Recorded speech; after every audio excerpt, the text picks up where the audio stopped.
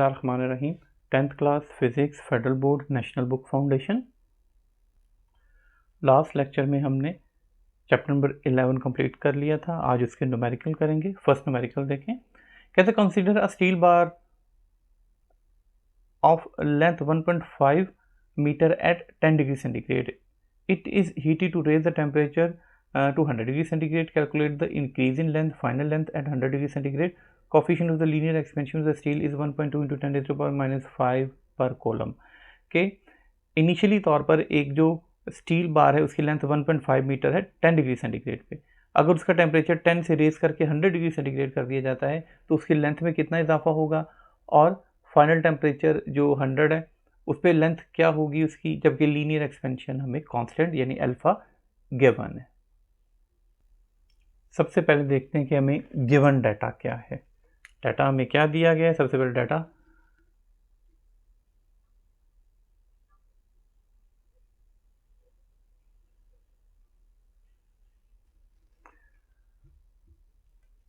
Consider a steel bar of length 1.5 metre, यानी कि जो इनिशियल लेंथ है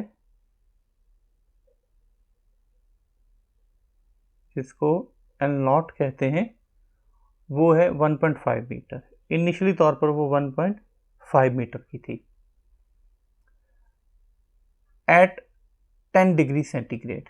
इनिशियल टेम्परेचर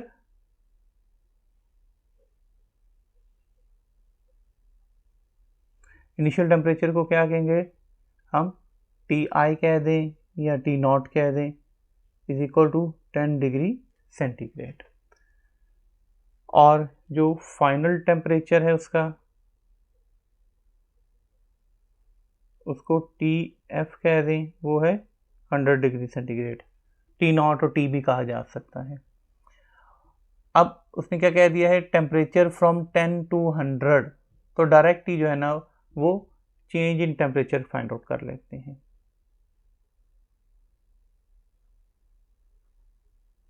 जिसको डेल्टा टी कहते हैं। 10 से 100 हो गया तो ये हमारे पास आ गया 90 डिग्री सेंटीग्रेड या फिर 90 केल्विन भी कह सकते हैं आप इसको। अगर कन्वर्ट करेंगे तो आंसर यही आना है। Coefficient of linear expansion alpha की वैल्यू वो है 1.2 इंटू 10 रेज़ टू पावर -5 पर केल्विन। अब हमने जो चीज़ें फाइंड आउट करनी है,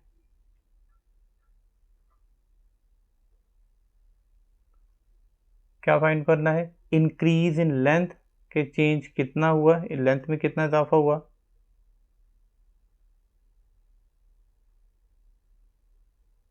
इंक्रीज इन लेंथ को डेल्टा एल कहते हैं। एंड फाइनल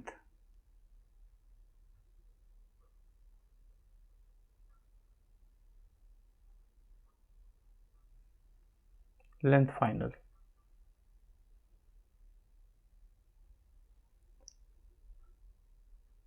अब जो लीनियर एक्सपेंशन की इक्वेशन है उसके मुताबिक क्या था कि डेल्टा एल किसके इक्वल होता था, alpha L naught delta T के। तो चेंज इन लेंथ फिर क्या आ जाएगा, delta L is equal to alpha की जगह पे जो वैल्यूज हैं पुट करेंगे 1.2 into 10 raise to power -5। L naught initial length या एल आई एक ही है, वो है हमारे पास 1.5 into delta T change in temperature. देखेंगे टेम्परेचर में चेंज कितना है, वो है 90। सो delta L 10 raise to power 5 को बिल्कुल नहीं छेड़ना, बगैर उसके मल्टीप्लाई करेंगे 1.2 इंटू 1.5 इंटू 90। इन सब को मल्टीप्लाई करेंगे और हमारे पास आंसर आ जाएगा 162 into 10 raise to power -5। So delta L is equal to -5 है, 1 2 3 2 जीरो हम अपनी तरफ से लगा देंगे तो आ जाएगा 0.00162 जो है ना वो मीटर्स में उसके अंदर चेंज होगा डेल्टा एल। अब इसको मिलीमीटर्स में कन्वर्ट करेंगे जब delta L is equal to, तो ये क्या हो जाएगा, यहाँ पे था 1 2 3 इधर चला गया तो आ जाएगा 1.62 मिलीमीटर्स। इसको यूं भी किया जा सकता है, क्योंकि पॉइंट में आ गया था, छोटी वैल्यू थी, तो लिहाजा हमने उसको इसमें भी कन्वर्ट कर सकते हैं। नेक्स्ट हमने फाइंड करना है फाइनल लेंथ।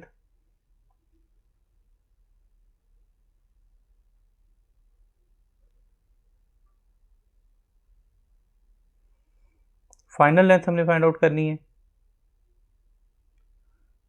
फाइनल लेंथ के लिए हमारे पास जो है ना वो क्या हो जाएगा, वो हो जाएगी L not plus delta L.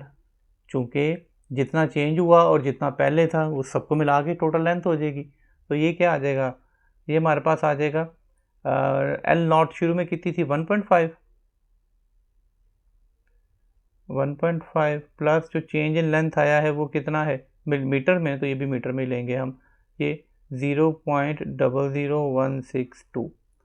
जब इनको पूरे को सॉल्व करेंगे तो ये हमारे पास जो है वो ऑलमोस्ट पॉइंट के बाद कितनी ज़्यादा ज़ीरोज़ हैं तो ये निगलेक्ट हो जाएंगे, तो ये आ जाएगा 1.50162।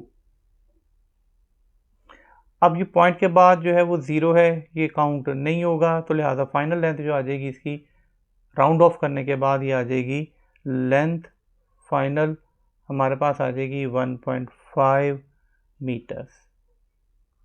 बहुत छोटी तब्दीली होती है लीनियर एक्सपेंशन में, ये पहले टॉपिक में बता दिया होता है, नेग्लिजिबल होती है, हमें पता भी नहीं चलता है कोई चेंज हुआ है।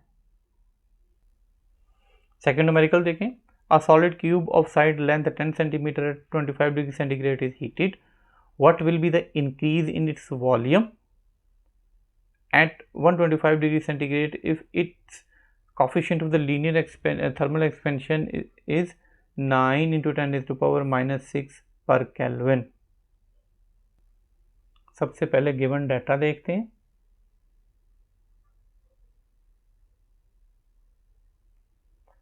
गिवन डाटा क्या है, कहता है कि साइड ऑफ अ क्यूब है, ठीक है, तो लिहाजा हम लिखेंगे साइड लेंथ ऑफ क्यूब की एक साइड की लेंथ, जिसको मैं ए कह देता हूँ, सपोज कर लेते हैं कि वो ए है, वो है 10 सेंटीमीटर। इनिशियल टेम्परेचर जो है वो क्या है,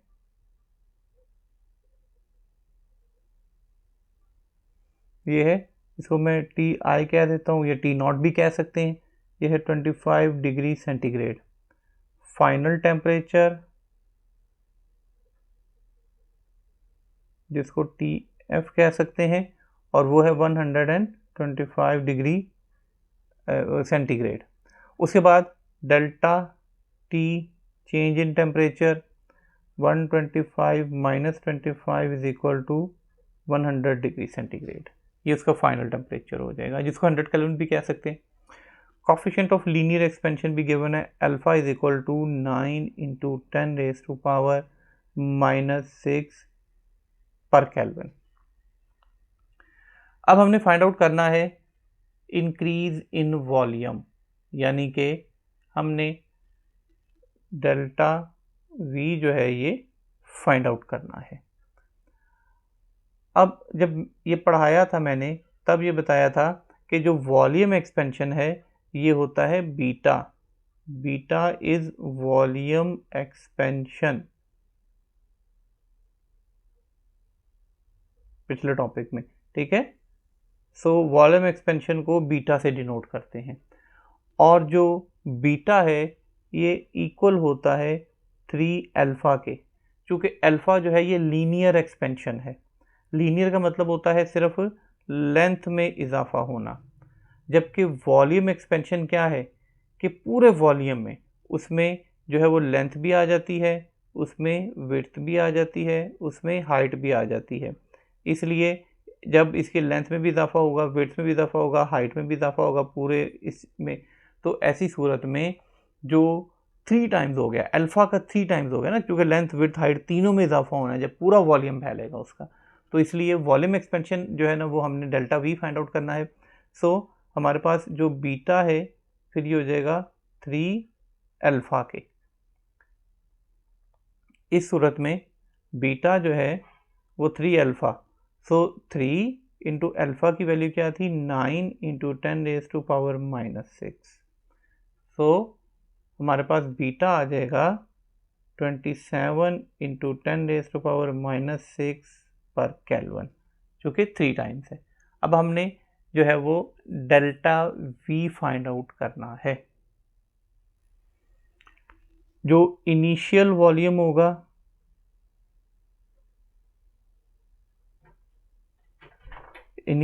आ जाएगा,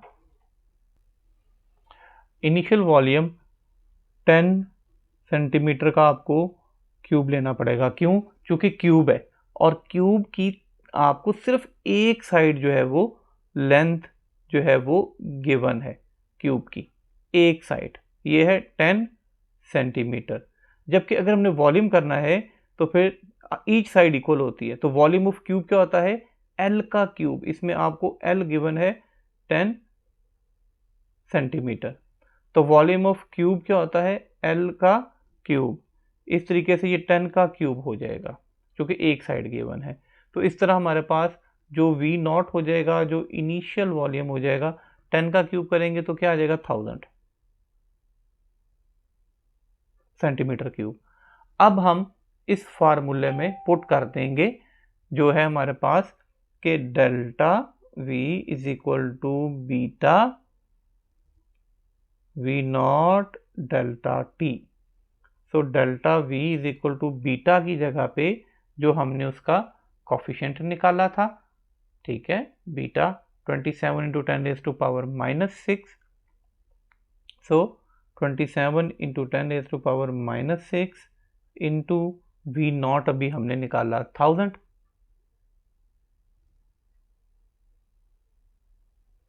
into delta T, change in temperature हमारे पास ऊपर डाटा में 100 आया हुआ है, दोनों को माइनस करके। So delta V is equal to, इनको मल्टीप्लाई करेंगे 27 इंटू 1000 इंटू 100, तो ये हमारे पास आ जाएगा 27 इंटू 10⁻⁻6 सेंटीमीटर क्यूबिक में। अब -6 है, यहाँ पे पॉइंट है कहीं नहीं है, तो इसको उठा के यहाँ पे जाना चाहिए, इसको 1 2 3 4 5 6। सो डेल्टा वी जो है जब हम इसको रिमूव करेंगे तो 2.7 सेंटीमीटर क्यूब में आ जाएगा। यही चेंज इन वॉल्यूम होगा जो हमने मालूम करना है। सो इंक्रीज इन वॉल्यूम जो है वो 2.7 सेंटीमीटर क्यूब होगा।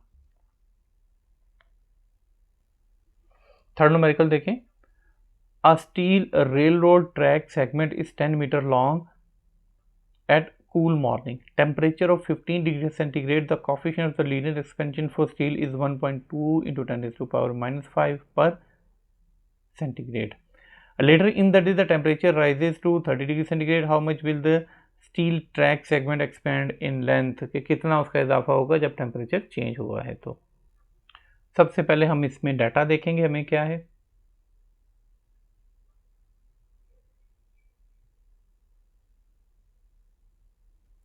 गिवन डाटा, जो इनिशियल लेंथ है हमें जो गिवन है वो 10 मीटर है। So initial length and not वो है 10 मीटर्स, और उसका टेम्परेचर जो है इनिशियल टेम्परेचर, जिसको TI भी कह सकते हैं हम, वो है 15 डिग्री सेंटीग्रेड। और जो फाइनल टेम्परेचर है, टेम्परेचर फाइनल वो है 30 डिग्री सेंटीग्रेड। अब जो डेल्टा टी है, ये चेंज इन टेम्परेचर ये हो जाएगा 30 माइनस 15, सो 15 डिग्री सेंटीग्रेड फाइनल। इसको केल्विन भी कह सकते हैं। कॉफिशिएंट ऑफ लीनियर एक्सपेंशन भी गिवन है हमें, और वो है 1.2 इंटू 10⁻⁻5 पर केल्विन होती है लीनियर एक्सपेंशन। अब हमने expansion in length delta L find out करनी है। सेम फार्मूला होगा, डेल्टा एल किसके इक्वल होता है, डेल्टा एल इक्वल होता है alpha L naught dot delta T. अब यहाँ पे हम वैल्यूज पुट कर लेते हैं। Alpha delta L is equal to alpha की जगह पे 1.2 into 10⁻⁻5 into L naught, initial length जो है वो है 10 मीटर और चेंज इन टेम्परेचर हमारा आया था 15। अब इन तीनों को मल्टीप्लाई करेंगे, इन तीनों को मल्टीप्लाई करने से हमारे पास आ जाएगा 1.2 इंटू 10 इंटू 15, 180 इंटू 10⁻⁻5। अब ये पॉइंट को हम ख़त्म करेंगे, ठीक है, रेस टू पावर को ख़त्म करेंगे तो ये क्या आ जाएगा, 1 2 3 है तो 2 0 और लग जाने हमारे पास, 0.0018 metre.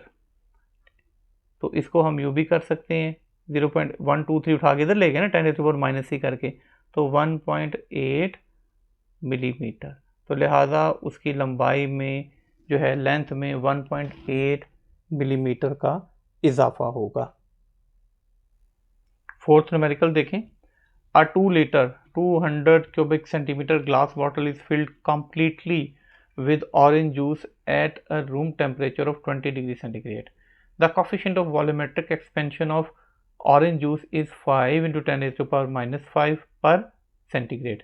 If the bottle is left in a hot car where the temperature reaches 40 degrees centigrade, what volume of orange juice will overflow? Expansion of the glass bottle is negligible. ठीक है, कि एक जो 2 लीटर या 2000 centimetre glass की bottle जो है वो मुकम्मल ऑरेंज जूस से भरी हुई है, रूम टेम्परेचर 20 पे पड़ी हुई है, जबकि उसका वॉल्यूम एक्सपेंशन ऑरेंज का गिवन है 5 × 10⁻⁻5 पर सेंटीग्रेड होता है।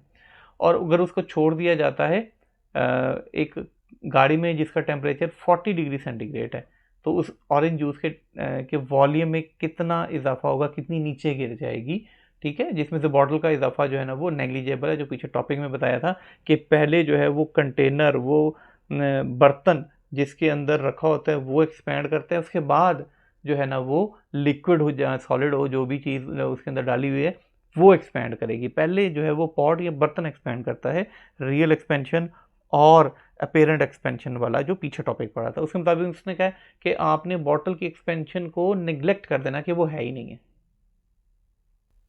सबसे पहले हम देखते हैं गिवन डाटा।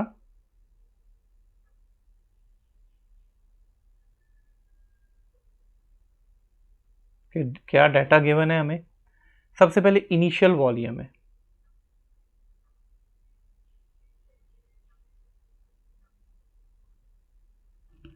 इनिशियल वॉल्यूम को V0 कहते हैं और ये हमारे पास है 2000 सेंटीमीटर क्यूब, ठीक है, वो खुद ही गिवन है कि ये 2000 सेंटीमीटर क्यूब इनिशियल वॉल्यूम है।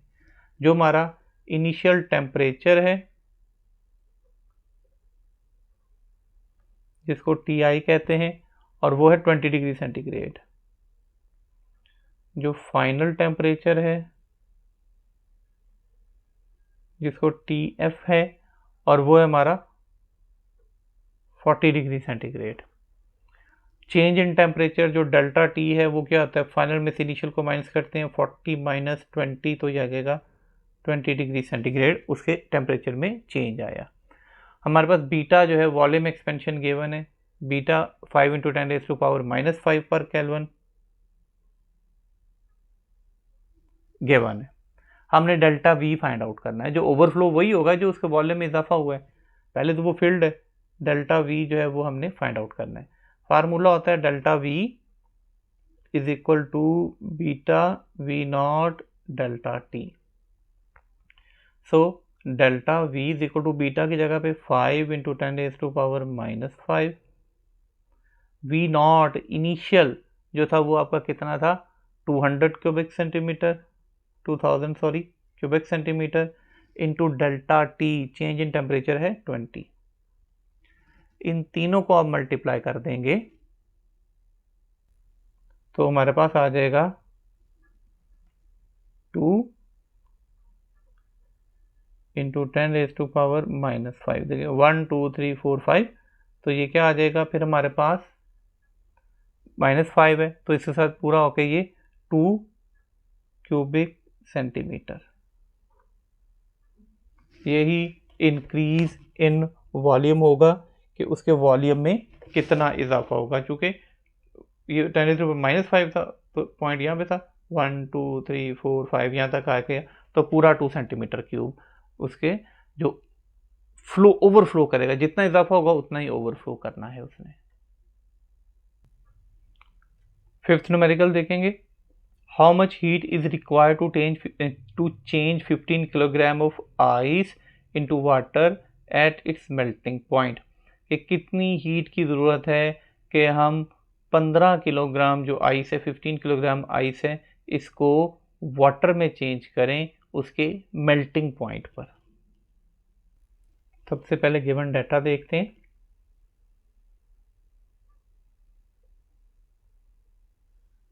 हमें डाटा क्या गिवन है, mass of ice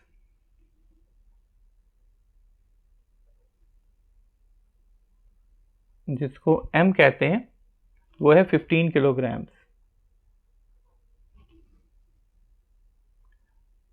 how much is required to change of ice into water, जबकि latent heat of what it to its melting point तक लेके जाना है ना, तो जो कांस्टेंट है वो है लेटेंट हीट ऑफ फ्यूजन।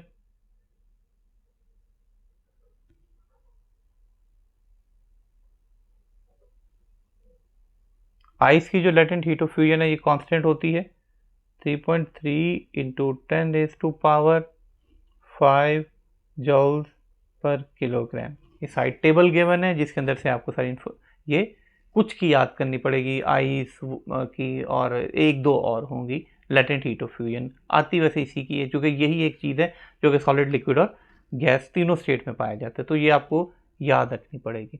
हमने फाइंड करना है हीट रिक्वायर्ड, ठीक है।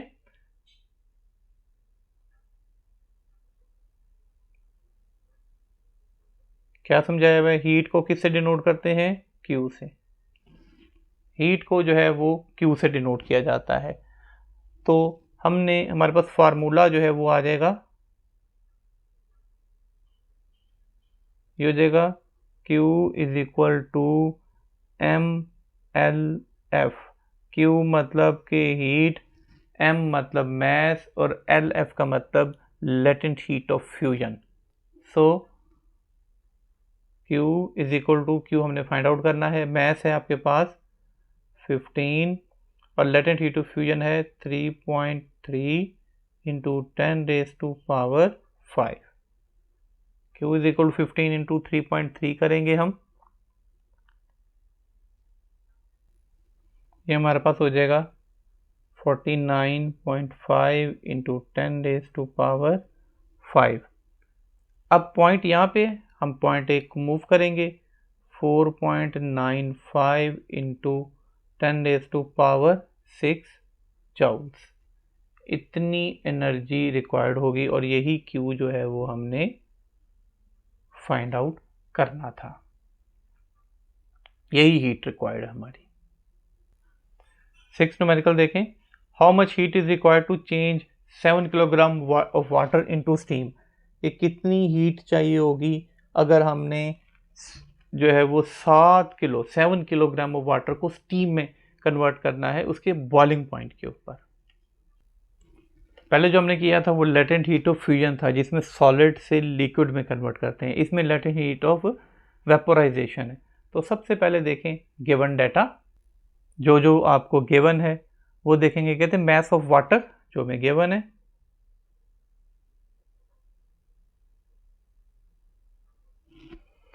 मैस ऑफ वाटर को हम कह देते हैं, ये कितना है 7 किलोग्राम है।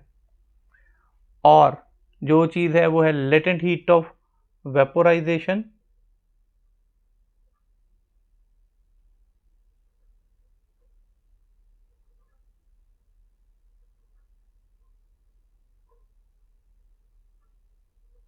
जिसको LV कहते हैं, latent heat of vaporisation.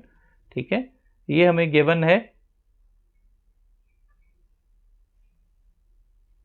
Constant value, और वो होती है वाटर की 2.26, टेबल पे बैक साइड पे आपको देखेंगे मिलेगी, इंटू 10⁻⁶ जाउस पर किलोग्राम, कांस्टेंट वैल्यू, ये वैल्यू इसमें गिवन होती। हीट रिक्वायर्ड आपने फाइंड आउट करनी है, अभी बताया जब भी हीट आ जाएगा तो क्यू आ जाएगा जो आपने फाइंड आउट करना है। अब इसका फार्मूला जो यूज़ करेंगे वो हो जाएगा Q is equal to MLV, यानी कि हीट जो होती है वो बराबर होती है mass into latent heat of vaporisation. So हम यहाँ पे वैल्यूज पुट कर देंगे। Q is equal to M कितना गिवन है हमें डाटा में देखेंगे 7, लेटेंट हीट ऑफ वेपोराइजेशन हमारे पास है 2.26 into 10⁻⁶। So Q is equal to, इन दोनों को मल्टीप्लाई करेंगे, मल्टीप्लाई करके इन दोनों को आ जाएगा 15.82 इंटू 10⁻⁶। अब हम पॉइंट को मूव करेंगे, इधर से इधर आ जाएगा, तो हमारे पास Q आ जाएगा 6 है, तो आ जाएगा 1.582 इंटू 10⁻⁷ जाउल्स। यही हमारा आंसर होगा, ये हीट रिक्वायर्ड जो हमने फाइंड आउट करनी है। 7th numerical, 4 kilogram of ice has temperature of -20 degree centigrade, it is heated to convert into steam, its final temperature is 120 degree centigrade. Calculate the total amount of heat energy involved for this conversion of ice to steam.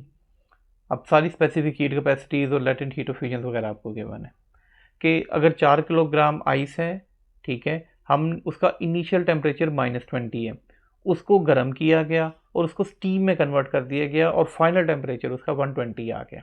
तो total जितनी energies वगैरह इसमें involve हुई, इसमें change हुई, वो सारी हमने फाइंड आउट करनी है। अब देखें, सबसे पहले आइस है, आइस कन्वर्ट हुई, सबसे पहले मेल्ट हुई, मेल्ट होकर लिक्विड हुई, ठीक है, और लिक्विड से फिर दोबारा वो गैस में कन्वर्ट हुई।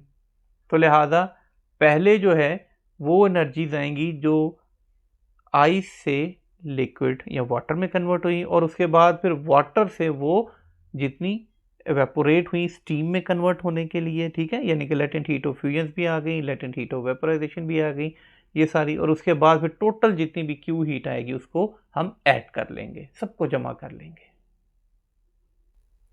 सबसे पहले गिवन डाटा देखें,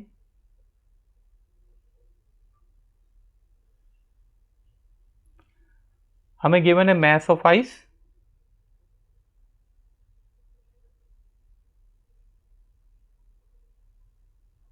4 किलोग्राम्स, उसका जो इनिशियल टेम्परेचर है जिसको कि T1 कहते हैं वो है -20 डिग्री सेंटीग्रेड, और जो फाइनल टेम्परेचर है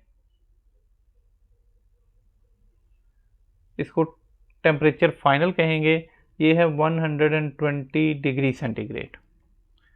बाकी फिर साथ साथ लेटेंट हीट ऑफ वेपोराइजेशन और वो पुट करते रहेंगे।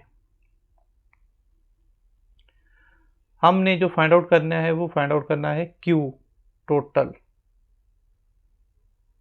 कितनी जो है ना वो हीट टोटल लगेगी।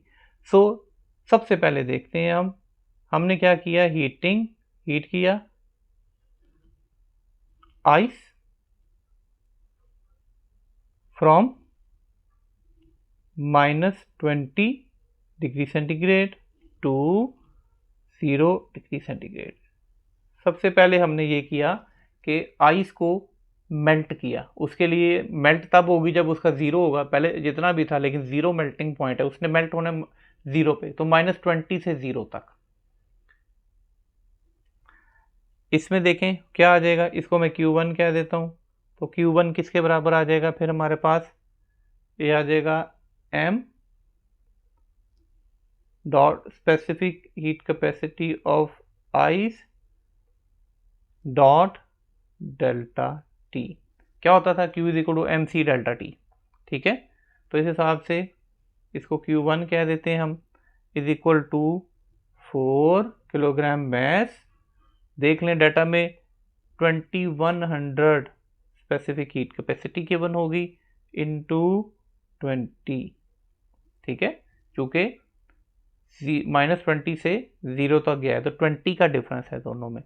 इन सब को मल्टीप्लाई किया हमने तो हमारे पास आ गया 168,000 जूल्स। ये पहली एनर्जी है जो हुई from ice to liquid state में, वाटर में। ठीक है, जब हमने बर्फ को, आइस को हीट करना शुरू किया। अब दूसरा,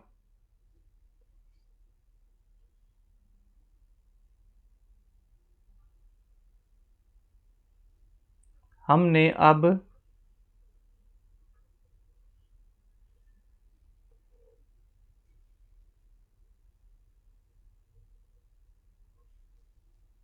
आइस से वाटर को, ठीक है,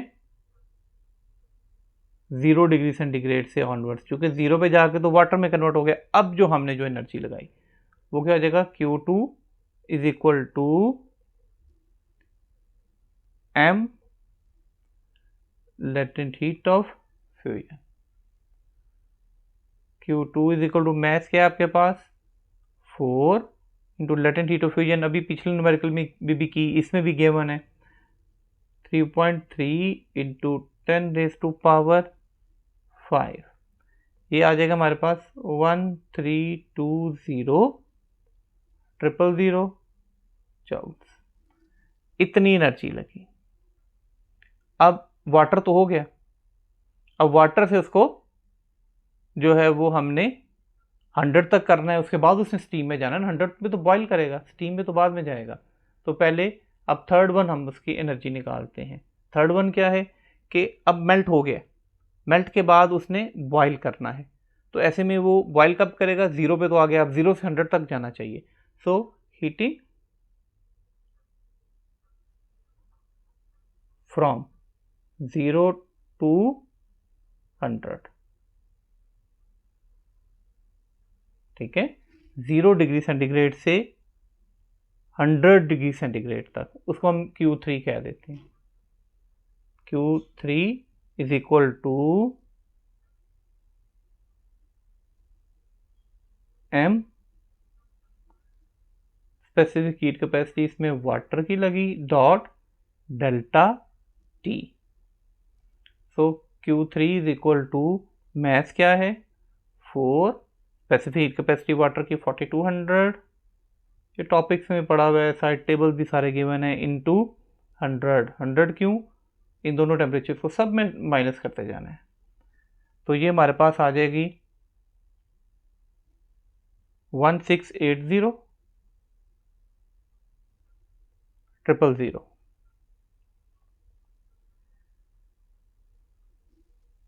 ये हमारे पास Q3 आ गई। अब Q4 कौन सी है, उसने एवेपोरेट होना है। एवेपोरेट तो उसने होना है 100 पे बॉइलिंग पॉइंट है ना, तो उसकी फोर्थ वाली एनर्जी कौन सी हो जाएगी, vaporization of water.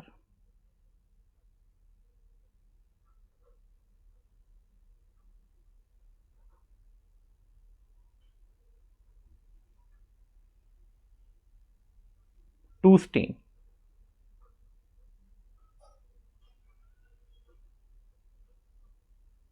Eight 100 degree centigrade, 100 पे वेपोरेट होगी ना, इसको मैं Q4 कह देता हूँ।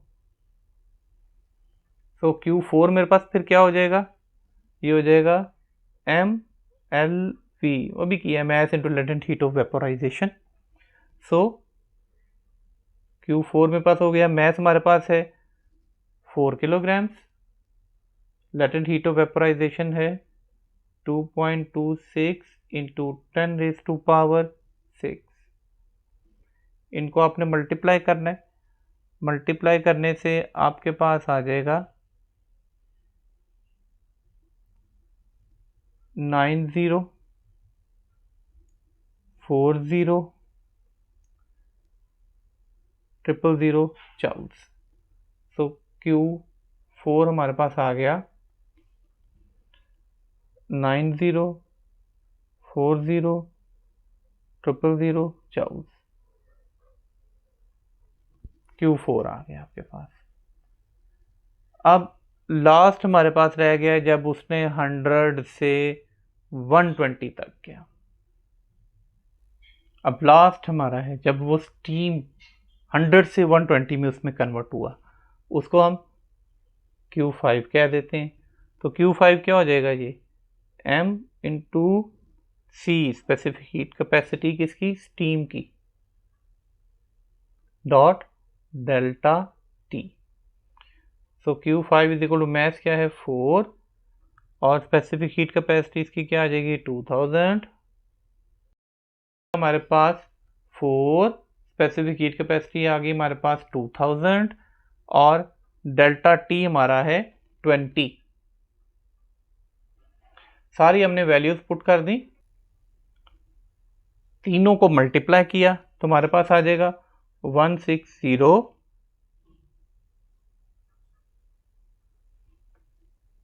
000 जूल्स। अब हमने total energy heat find out करनी थी, तो हीट टोटल जो है, टोटल हीट क्या होगी, अभी तक जितनी हीट्स आपने निकाली हैं पहले उसने क्या किया, मेल्ट हुई, मेल्ट होने के बाद जो है वो लेटेंट हीट ऑफ फ्यूजन, फिर वेपोराइजेशन और स्पेसिफिक हीट कैपेसिटी, जिससे पहले सारी निकाल ली हमने। पहले आइस मेल्ट हुई, आइस मेल्ट होने के बाद जो है ना वो फिर वाटर 100 पे बॉयल हुआ, 100 से 120 तक गई। तो सारी जो टोटल Q टोटल है यही हमने फाइंड आउट करना था। जो टोटल Q है ये क्या हो जाएगा, Q1 plus Q2 plus Q3 plus Q4 plus Q5, जितनी भी आपके पास हीट अभी तक आपने फाइंड आउट की हैं। तो Q1 हमारी, Q2 Q3 Q4 सबको आप लिख के प्लस कर देंगे तो ये आपके पास आ जाएगा, आपने वो कैलकुलेटर पे सारी प्लस कर लेनी है, 1 2 3 6 8 000 जूल्स। इसको आप यूं भी कर सकते हैं 1.236 इंटू 10⁻⁷ जूल्स।